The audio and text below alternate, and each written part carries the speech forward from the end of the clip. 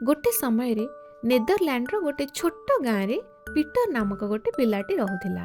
तार गाँ नदी नाल हरित खेत आउ उच्चा उच्चा पवन चकी सह घेरीथिला, जहा पवन हेले हाल्का हाल्का गति करुथिला। पीटर धनी किंबा शक्तिशाली नथिला, किंतु से दयालु आउ सतर्क थिला।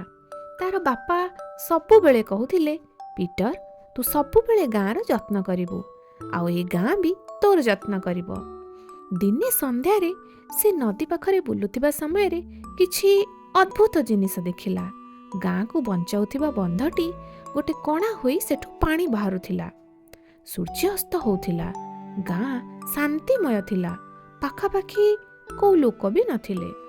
पीटर किछि समय पई डरी गला, किंतु से तार बापांक कथा मने पकाई भाबिला, जदि पानी बढ़ी चले गाँ संकट रे पड़ी जिवो।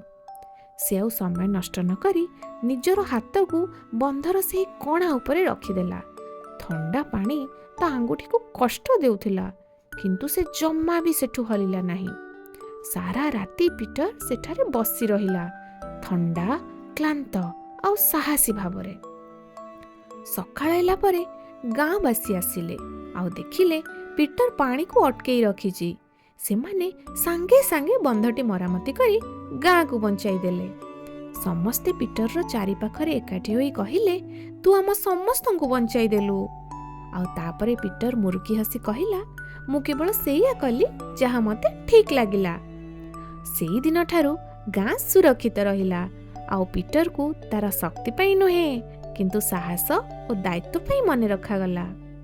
नीति शिक्षा हला, साहस सहित करा जाइतिबा छोट छोट काम भी अनेक जीवन बंचाई पारिबो।